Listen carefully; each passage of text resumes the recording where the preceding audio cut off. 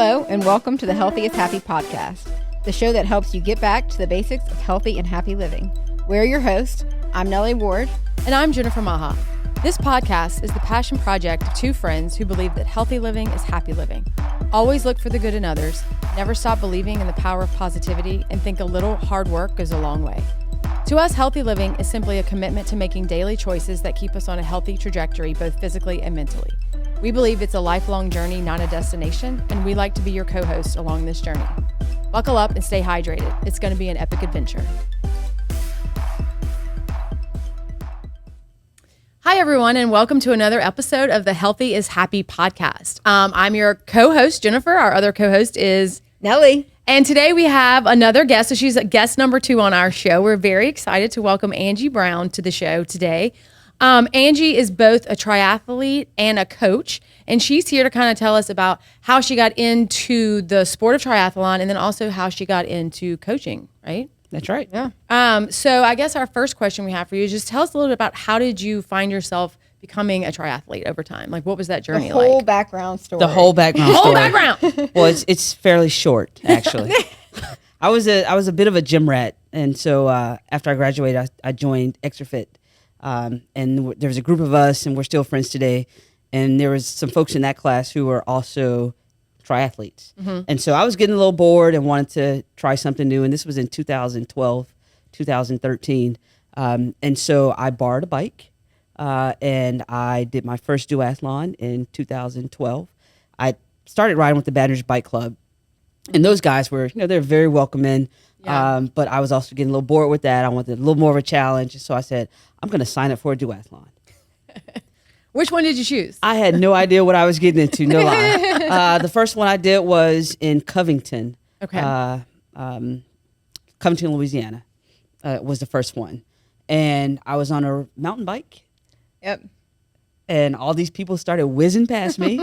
And I was like, this ain't right. Nope. Like, my competitiveness kind of kicked in. I said, okay, I think I could do this. And so, they're going down the highway on their little fancy rope bikes and their fancy and their helmets. Mm-hmm. And I'm on this heavy mountain bike sitting up. Did it have a kickstand? It had a kickstand. but I thought I was doing something. So I was still having fun. And so after the race, everybody was very welcoming and very friendly. And I said, okay, I'm going to do another one. Yeah. And so I immediately signed up for another. They had a series at the time that they would put on. And then I did a couple of those, and then I borrowed a road bike from Cindy Quarry, who was at Triathlete at the time. And I borrowed that road bike for like a year. Yeah. And every time I saw her, go, if you want your bike back, just let me know. I know I've had it for a long time, but I promise I'm taking good care of it.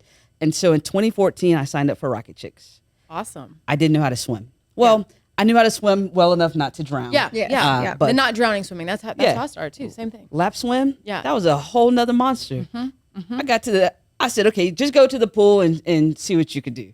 I went to AC Lewis YMCA. I could barely get to that first set of flags. And I was like, oh, I'm in trouble. Yeah. 25 yards in a pool is a long way. I am in trouble. Yeah, you think a pool's not that big until you start lap swimming. Yeah, do you lap swim? And somehow, like, regular fitness, biking and running does not translate into the pool. No. You're like, I can run 6 miles. I got this. And the pool humbles you immediately. Yeah. And so I took a couple weeks of swim lessons because I was smart enough to figure that part out. First Rocket Chicks was rained out. Oh. And so I said, well, I don't want to do a duathlon. That was like 2013. My goal is to do 2013 or 14. Yeah. I said, my goal is to do the triathlon. I don't want to do it. And so I didn't do the first one. So I did the second one that they had. Yeah, that's when they used to do 2 a year. They did 2 a year. And I also struggled in the swim. But you got out of it. But when I got out, you're still here to tell the story. 50-meter pool. Yeah. That's mentally intimidating. It's all very the other different. pools are 25 that you typically train in. And it's cold in that pool. Mm-hmm. And it's cold. The temperature is about 10 degrees it cooler gets deep. than most pools. And it's deep. Mm-hmm. I didn't think I had water anxiety until I got into the Nat pool. And I'm like, oh, it's just a pool. You've been swimming in a pool. And then it drops. And then it drops. It's like the ocean of pools. It's just like, oh, my God. So I did that first triathlon. And then after that, it was on. Yeah. It was, I had hired a coach at that point. And then 2015, I did my first Ironman. Yeah, girl. Which was kind of crazy from Rocket Chicks to Ironman. Yeah, I tell girl. people it's not necessarily the path for you. But when you're somebody like me who's competitive and likes to challenge themselves, that was my thing. If I'm going to do it, I'm going to do it. Yeah, you just hit the gas all the You way. got to hit the gas. Well, No breaks. most of the ladies that are local that have done an Ironman all pretty much started at Rocket Chicks. Yeah, You know? Yeah, it's such a welcoming environment, and a lot of people get their start there because it's an easy for baby step into that space. So now Angie is a longtime triathlete, done tons and tons of races, and she's coaching too now. Yeah. Now I'm 4-time this is when you Ironman. point to your 4-time shirt and you're Ironman. like, Yeah. Catalyst Fitness. Yeah, 4-time Ironman. I started coaching in 2016 on accident. Yeah, that's what we were going to ask. Like, what prompted that? What prompted How did that happen? Oops, I accidentally touched someone. Well, when you're in the sport and people don't really know how to get into the sport, but they know you and they know you're in the sport. Yeah. And so I had people asking questions. How do I do this? How do I do that?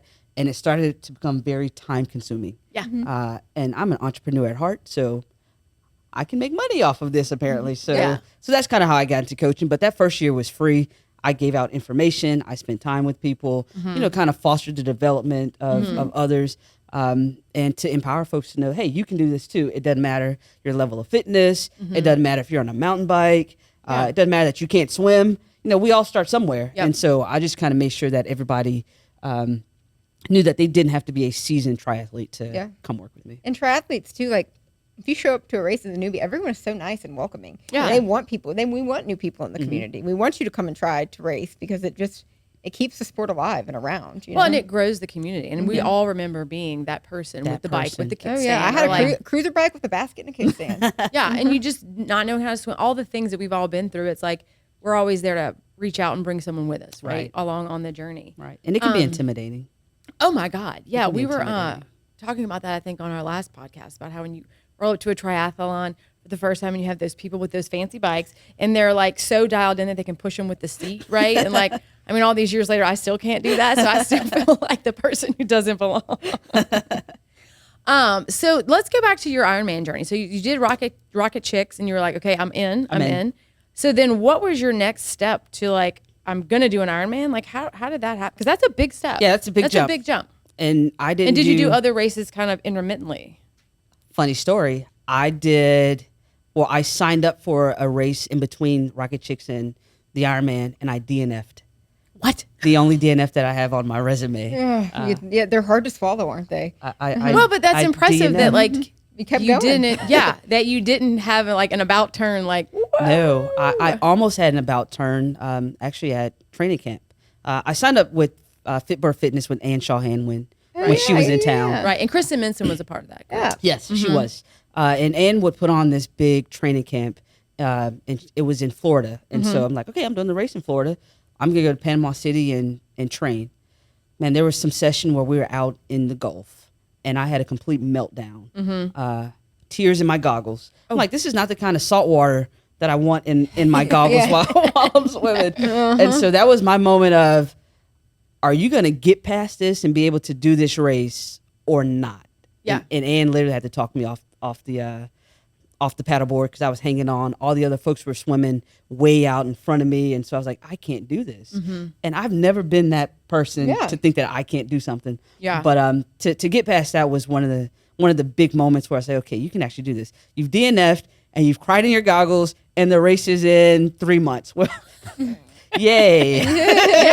Yeah. So I feel like I got that out of the way. And so once I got to Florida, I did Ironman Florida. I feel like I do the course because I trained on it. I'd been in the water. Which is the biggest part, I think. Which is the biggest part of being in the Gulf. My parents were there, and I had to kind of reassure them that things were going to be all right.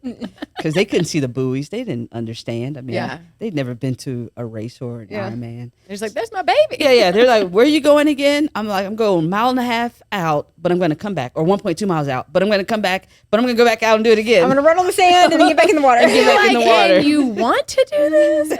Yes. So that was kind of one of the turning points for me was DNF in that race and then going to training camp and rebounding. To show that, you're mentally tougher than what your body thinks it is. Yeah. I think that's probably one of the best things that we love to talk to people about in their just athletic journey is that there's always positives, but there's always some negatives, like some hard stops where you're like, oh my God. And it's like the resiliency to keep going, right? To dig down deep and say, you know what, like I can quit or I can just rework this, right? And it's pushing through that makes you feel better. And next time you're stronger when you come up against another hurdle in the future. Yeah, it's actually it's the stuff like that that actually makes you, shapes your personality and who you become more than all the wins. It's like, okay, well, how are you going to handle the bad days and the losses and keep going forward? And those are the things I think that also inspire other people to do it because they know like, oh, you weren't born a machine, right? Because I think most people look at people who've done a lot of athletic things in their life and they're like, oh, well, you can do it all the time. No, and it's like, no. We all had moments where we were like, I can't do this. Why am I, like those moments. And then you also had other moments where you're like, I'm going to make it. I'm going to be okay. I'm going to survive. And I try not to hide that with my athletes. Like I'm a human. I'm an athlete. I make mistakes.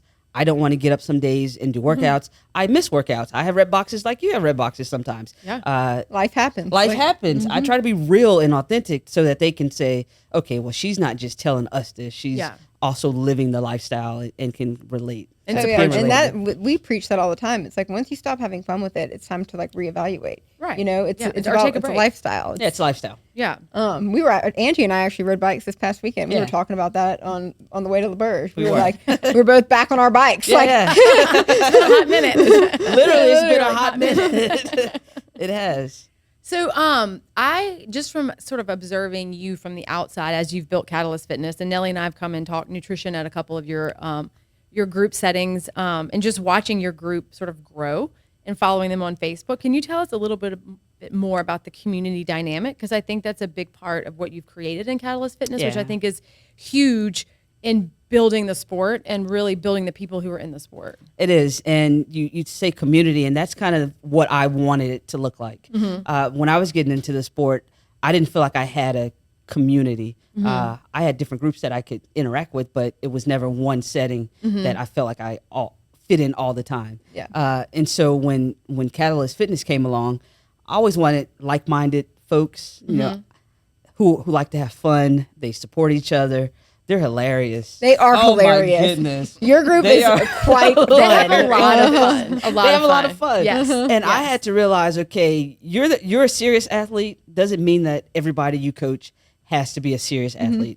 And I learned that along the way to let them be them, and then I'll just have my own separate goals, and I won't force anything on them, and that works for our group. And there are different levels of athletes within it. We have some strong athletes. We have some folks who are social athletes, and they'll just say, hey, I'm here because so-and-so is racing, so I want to go race. And that's fun. And so I try to keep it fun and keep it light, but I have to remind them, hey, you set these goals.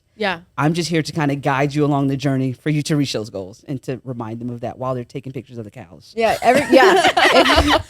go follow Catalyst Fitness, like her Facebook page, but then even like people hashtagging on Instagram. Some those girls are hilarious. They are so much fun. They definitely enjoy the sport and enjoy the socialization of it, which I think is important. I mean, like that's the beauty of that particular sport is you can have very serious athletes, you can have very casual athletes. And everyone in between. And you can move in and out of those groups. I mean, there was a time where I think Nellie and I were very serious about our training. And like, it was like one summer of like, we were all in. And then like the next time we did a race, we were like kind of just whenever, whatever. I mean, very different mindsets. And it was only 2 years apart. Both of them were very enjoyable, but like very different approach. Well, even this last race that we just did at Freedom Fest, Farrell, who's a local timer here, we love Farrell. Farrell comes up and is like, girls, did you see your splits? Here, your splits, I print them for you. And I was like, I was like, what's the split again? Like, thanks, Farrell. 2 years ago, I'd been like, Farrell, I'm waiting for my split. I need to see my time. How long was I in transition? So where did the name Catalyst Fitness come from? Is there a backstory to that? There's a backstory. Name and a great logo. So there's a name. I own a consulting company called Catalyst Consulting. Okay. And the tagline for that is starting up your startup. Okay. And so in keeping with the brand of Catalyst, I said I'm going to do Catalyst Fitness, and the logo and the brand and the tagline would be Jumpstart the Journey. And so a catalyst is something that helps people get started. And it's kind of the match. You strike the match, and it kind of goes up. And so that's how the name came. And I just want to stay on brand and stay true to who I am as a catalyst within the community for helping people start businesses. And so the fitness side of it, helping people get fit. Yeah, I love it. That's kind of like it's an all-encompassing brand. Like, yeah, it is. awesome. And I love the lightning bolts. Yeah, Yes. I love the lightning bolts. I do love them. So what would you say your favorite thing about coaching is? Oh, that's a good question. I think my favorite thing is actually seeing the people who come into the sport and are really doubtful of themselves. And then they do the work and they realize once they get to the starting line that they have done the work. Yeah. And to see them go through the course of the race and Yeah. they're smiling and they finish and they get all the high of crossing the finish line. Yeah. And then they sign up for something else. Yes.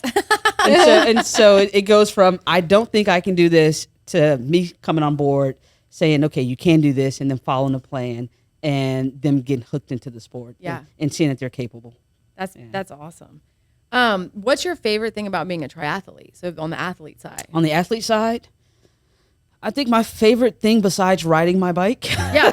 And by the way, Angie is a really good bike rider. Oh my goodness. And she always smells good. Yeah. She has the laundry detergent. You always want to be riding behind Angie Brown. Yeah, because it smells very fresh. As Yes. opposed to the sweat of everybody Yes. else riding out there. It's like a known thing in Baton Rouge. it is a known like thing. Angie smells good on a bike. I routinely laundry dope. Yeah. So I'll take that. Favorite thing as an athlete is going from, seeing even myself struggling and being able to give myself some grace, even in this season that I'm in right now, trying to get back into healthy lifestyle and fitness. Finishing something. Yeah. I like the numbers. I like starting. I like staying. I'm okay riding by myself, running by myself. Yeah. I'm a type A. I like the data behind all of it. Yeah. To see it all come together. So I like to follow up with what you just said. You said in the season of your life, which I think is important, because we all can't be hardcore athletes forever, all the time, right? Oh, right. And so we kind of come in and out, and there are seasons of our life based on our busyness, our other jobs, just family obligations, whatever. So like, what season do you think you're in now? And like, where are you? Maybe what's the next season you want to be in? That's a kind of a hard question. It's a hard question, but I feel like I'm in a transitional season. Yeah. COVID came along. Things were seemingly fine. I was training for 2 races, and then they didn't happen. Yeah. Yeah. But I continued training, and I feel like I burned myself out training, and I just wasn't having fun anymore. Yeah. And when I'm not having fun, it's not fun for anybody around me. It's not fun for my athletes. It's hard to dig out of that piece of it.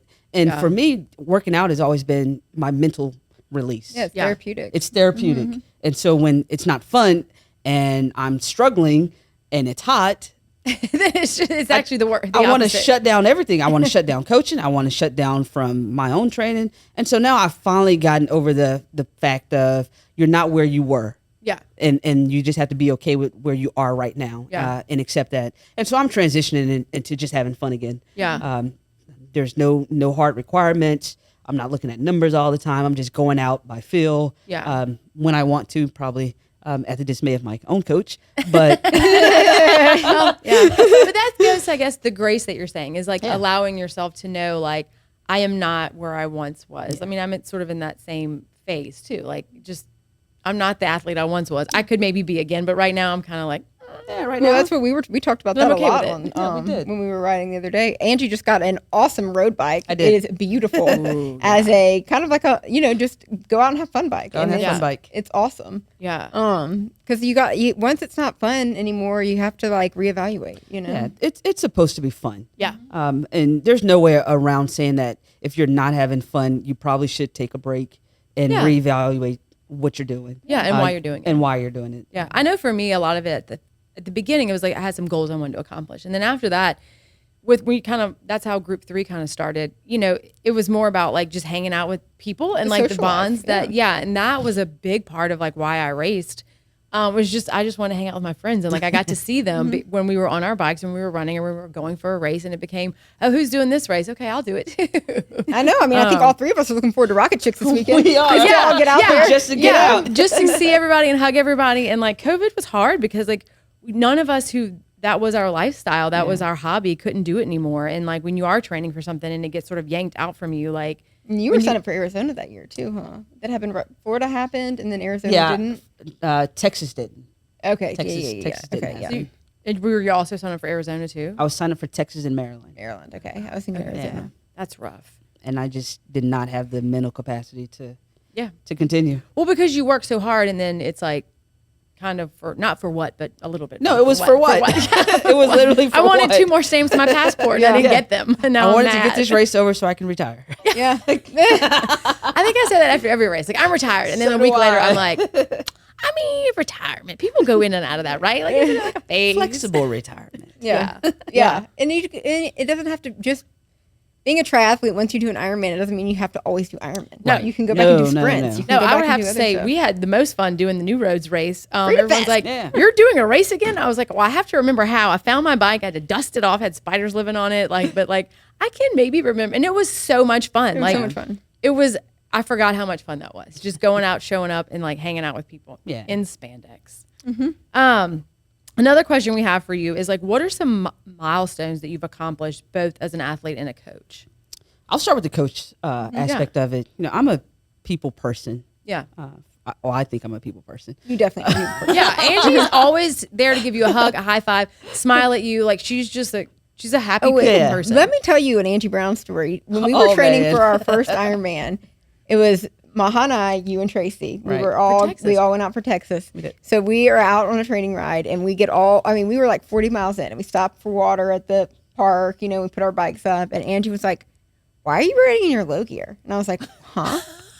And I was like, "What do you mean?"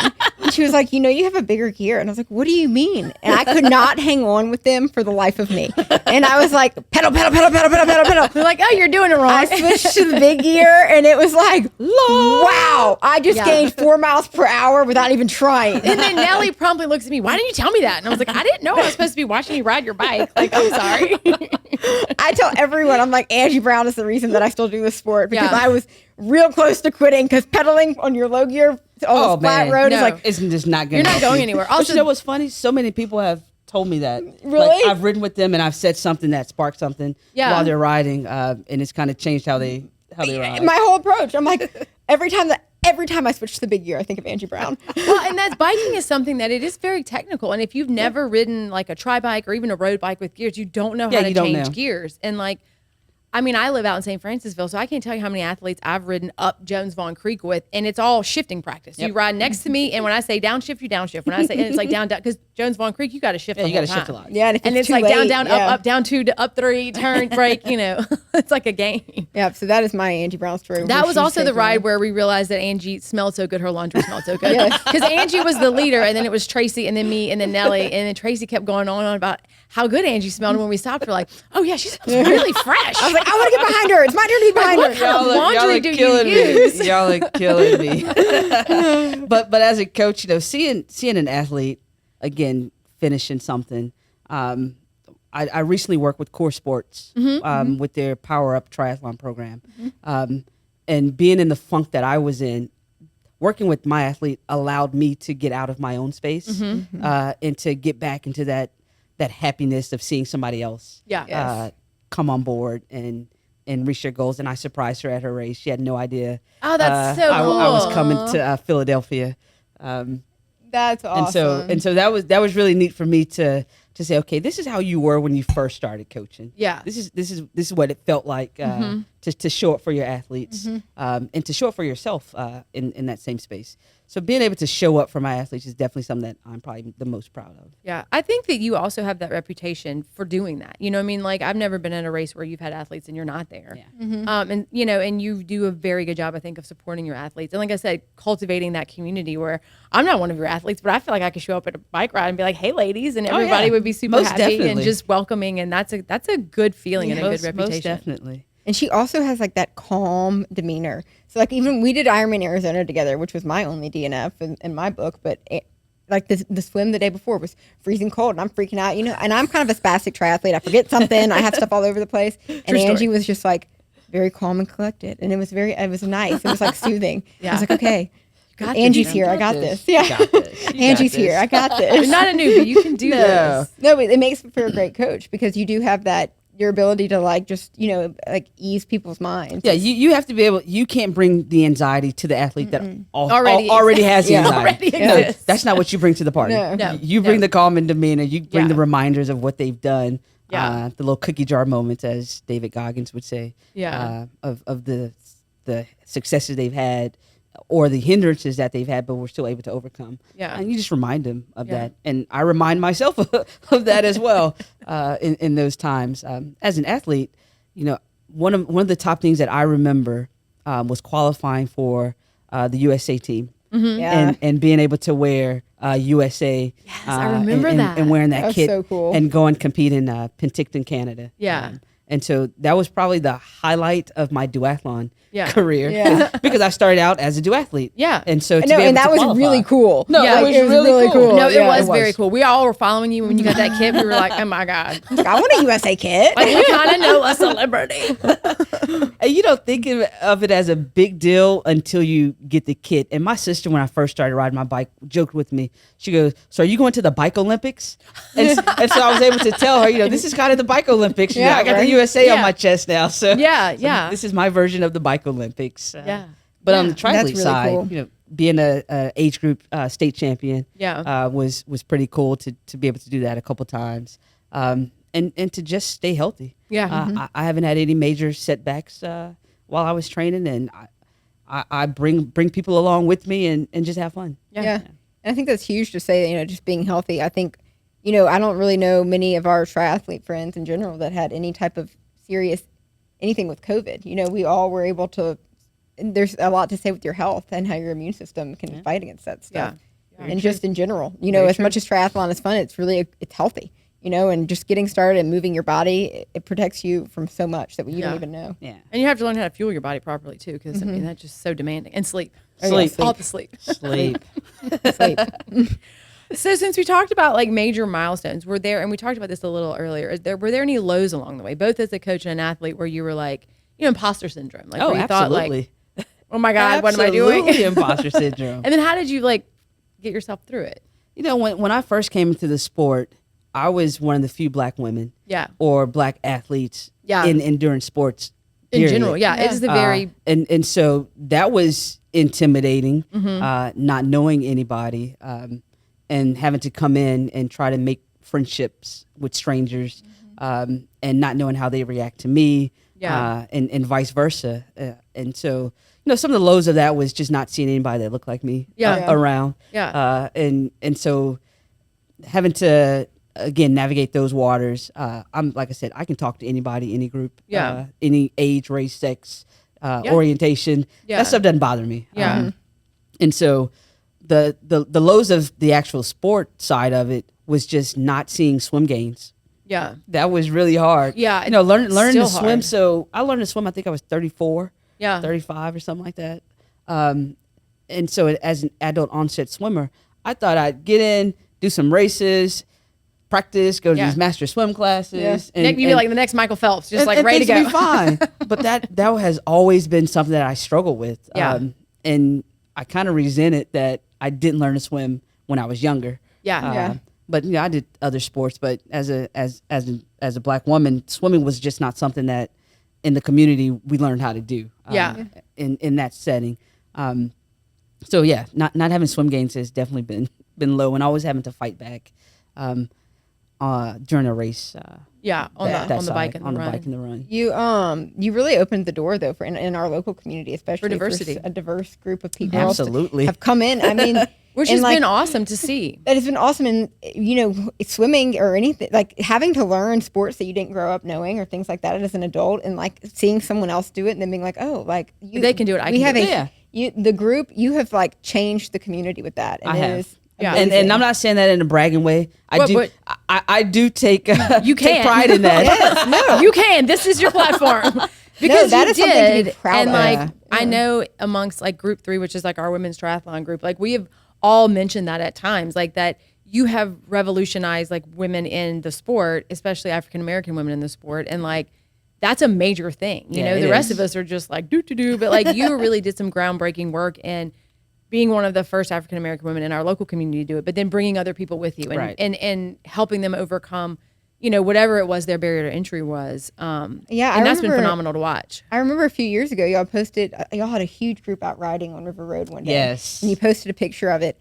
And I got teary eyed. I was like, oh my gosh, that is incredible. Yeah. That definitely, that ranks up there with one of my highs. Yes. It does. And It that's should. as an athlete and as a coach. Yeah. Interest in life. I mean, that In is life. huge. Yeah. I was like, this is phenomenal. Yeah. Because I never had that when I started riding out. Yeah. And I missed it. Yeah. There's different things that we can say to each other or that we understand amongst ourselves. Yeah, I bet. And to be able to have that other sense of community It's huge. going is huge. That is huge. Yeah, that's awesome. I mean, that's the same, we feel that's why we like hanging out with our female group, like it's the same. You can relate to females. Yeah, like, you relate to can females. Yeah. So Yeah. I Yeah. can totally I see think the that. benefit of our sport is like the ability to pull someone along with you, or in your case, a lot of people, like a whole community of people along with you. Oh my gosh, one of those because girls someone that has she to brought pave the along, way. Danielle, is one of my favorite people. my One gosh, time, she's so funny. She traveled with us to Ironman Arizona. She is hysterical. Yeah, she's one of my favorite people. She's hilarious. Shout out to Danielle because she's awesome. She'll be at Rocket Chicks. Oh yes, I haven't seen her since like pre-COVID. So She'll be on a this Rocket will Chicks. air probably after Rocket Chicks. Yeah. But do you have any athletes racing Rocket Chicks? I do. Yes. Tell I us all do. about them. There's probably half of us will be racing Rocket Chicks. Yes! Are you racing Rocket Chicks? I'm too? racing Rocket Yes. Chicks. I'm coming back Awesome. to my roots. Yes. I may drown. You are not But, going to drown. this weekend's No, gonna be a I'm joking. blast. it's only gonna a be so 25 much meter fun. pool. No, we're gonna have fun. Oh, and I think you can like stand up in this one too. Like it's like 4 foot. Yeah, well, Nellie asked me if I wanted to race it, but we're volunteering and like sort of doing some promo for our company. But I was like, wait, I really do want to race Rocket Chicks. And I was like, I think it's more important that I like do like work for the company that day. I'm just But, like, excited to see the venue and see that pool. Like Yeah. I want to like see how that Yeah. goes. Yeah, I think it'll help revive Rocket Chicks because it used to be Yes. where they had 2 races every year. Every year. There's one summer they did 3 races a year. Yep. And then it's kind of gotten smaller as LSU said no to having the pool. Yeah, they haven't had a The pool. the pool is the comfort. It the is. pool is the way to get in because as athletes they're going to train in the pool. Yep. They're not going to go out to False River and No, swim. no, or They're- that stinky pond. or the pond. Yeah. No, they're going to be comfortable in the pool setting. Yeah, and so I think this is a great new avenue for Rocket Chicks to start building itself back up again and to start bringing more people in because a lot of people that was their gateway and it got closed a little bit. Well, and I was it talking to hindered a lot of I was people. talking to Lindsay, who's the race director, and she said that 50% of the people that are racing this weekend have never raced Rocket Chicks, which meaning they're new athletes. Oh, that's That's great. fantastic. Yeah, That's so- great. That is going to be exciting.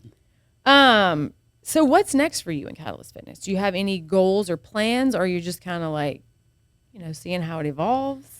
I have athletes kind of all over, not just here in Louisiana. Yes, you do. Yes, she does. Like it's incredible. The power of Angie. Power of Angie. I mean, Like those lightning bolts. Yeah, it's crazy how that happens because I don't do a whole lot of marketing. Yeah. And a lot of my athletes come from word of mouth. Yeah. yeah, because they love you. That's why. You need to get a bobblehead. We need to get an Angie Brown Angie bobblehead? Yeah. Yeah. I don't think I want to see that. But thank you for offering. So what's next is we're going to continue to foster that community environment. We do some team meetings and team activities. I will probably do another team time trial, which Those which are fun. They find those to be really fun. We put on a team triathlon every year, and that has gotten bigger and bigger. I hadn't started planning for this one yet. I'm a little behind, but they keep asking me, "Hey, are we doing a team race this year?" I'm like, "Oh yeah, I need to bring that back." Yeah. Yeah. That's a great way to foster community, though, is to have lots of events that bring everyone and then maybe bring a friend. Yeah, you bring a friend, grows. and that has happened. We have volunteers in the water. We keep the swim short, depending on who's racing, and sometimes it's longer. And you just continue to have fun with the group. It's awesome. Yeah, and show up at races. And I love going to races and not knowing who some of your athletes are, but seeing them in your Catalyst kits and things. I'm always like, hey, I'm Nellie. I'm friends with Angie. Yeah, our kits are fantastic, courtesy of Jennifer. Oh, yeah. Maha. Maha's Some the fun designer. design work. Every time Angie's Yeah. like, hey, you want to design She's your my kit? I'm like, designer. yes. I know. Your kits The are really cool. last kits that y'all did, I love those. The colors on those. Yes. I'm not gonna lie. I was Yeah, like, those are some of the favorites. Those are fire. They're good. Good job. But new ones coming out. Yes, New ones coming out. They've been harassing me about the new ones because again, I'm behind. as I transitioned, stuff fell by the wayside. Yeah. and that was one of them. Having kits ready for the start of the season. But I've apologized, and they've been very forgiving. Well, and it's just hard because you have to design them, you have to pick it, and then the manufacturer, that takes forever. I mean, takes it's a forever. long process. It's Oh not my Amazon. gosh, yeah. No, and I generally get their input. I don't just try to say, okay, this is what y'all are wearing. Yeah. They're like, no, we want 5-inch shorts. We want 3-inch shorts. We don't like this. So I'm like, okay, well, let me go find another manufacturer who can do this all for of me. it. Yeah. They want this colors and that on it. I'm like, okay, I'm going to see if I can appease half of you. Half of you. So our last question we have for you is just what advice would you give someone who's looking to get into any endurance sport, triathlon or running or just any form of endurance sport? Any of it. Yeah. Oh, go out and do it. Or bike Olympics. Yeah, don't be afraid. If you know somebody who's doing the sport or somebody who that you could reach out to, don't be afraid to ask the question. Yeah. When I first started running, it was okay, get to the stop sign. Yeah. It was that kind of thing. I didn't have big goals. Start small so that you don't injure yourself. But don't feel like you can't ask a question. Even to this day, I still ask questions. People love to be answered those questions too. People love to talk about it, Yeah, and I think that also helps sort of break down that barrier to entry. Is like we do when we start something have so many questions and like losing the fear of looking like you don't. Just admit I don't know what I'm doing, and then ask all the questions because there's people everywhere want to help. They want you in their community, and don't be afraid of the group setting. Yeah, because there are some people who are like me who would prefer to be alone and do some stuff, but not everybody is like that. Yeah. So don't be intimidated if you see a group of people who are saying that they're going to go out and run or they're going to go out and ride. Show up. Yeah. Introduce yourself. Yeah. And stay in the back if that's your thing. But a lot of times people won't drop you or leave you. Yeah. Especially if it's not your first time. Or they'll tell you where you're going to meet you. We're going to be 20 miles down the road. Yeah, they'll take care of you. We talked about that the other day too. It was like people get scared of being dropped, but the only way to get over being dropped is just being dropped. It hurts the first time, and then you don't ever get dropped again because you just work harder. Yeah. We talked about that on our last podcast with Ben Lowry, how like all of us had a story about getting dropped and crying, on the side of the road and being like, all right, now it's time to pull ourselves together and get home because we are nowhere near the end of this bike ride. Yeah, I remember when I first got dropped, I was like, how did this happen? Who dropped you? Like, I mean, I ask, like, who dropped, like, I would say, like, you and Tracy, like, who can drop y'all? I have no idea. Props to them. You don't always have legs. I'll just say that. Your legs don't come with you all the time. Yeah. Because anytime you go to a ride and Angie shows up and Tracy shows up, you're like, all right, I got to work real hard today. All right, we talked about that. Yeah, we did. I finally got my athletes to trust me when I say we're going to do a group ride and I'm going to lead the ride. Yeah. I'll say it's decaf. Yeah. It's a coffee ride. I call them decaf rides. We talked everything we're talking about today. We had this conversation. Because like when Angie's in go mode, like she's flying. When I'm in go mode, it's espresso. It's espresso. It's like a double espresso. It's a lot. Yeah. People do that with me in running. They're like, no, I'm not running with you. I'm like, no, come on. I promise. I promise. I'm going to stay with you. And me, I'm just the middle of the pack athlete in all three sports. I'm just here for the fun and the shenanigans and the outfits. Hey, it takes all kinds. Right? Well, I think it's probably time for Nellie's favorite section of the podcast. Oh, yeah. So, my joke today, I wanted to ask y'all something, but I also wanted to input on exercises and tell y'all what my favorite exercise was. Hands down, push-ups. This is where we're playing. I love it. I love it. I love a good joke. Me too. Well, now you know where to go for your jokes. Her kids gave me a big joke book for Christmas this year. It's like 400 pages. Yeah. It's awesome. They were very excited about it. And Nellie's joke book. That's cool. So I try to keep them relevant, So we're talking about exercise. Yeah. Cool. Well, Angie, thank you for being on our show. No, thank you for having me. That wraps up another episode of our Healthy is Happy podcast. Stay tuned for more interesting episodes. Yeah, and follow Catalyst Fitness on Facebook. Yes. Amen. Thanks for joining us for this episode of the Healthy is Happy podcast. You can follow us on Facebook at Basic Living BR, Instagram for all things healthy and happy living at Basic Living BR, and for more nutrition-focused content, follow us on Instagram at _basic_eats.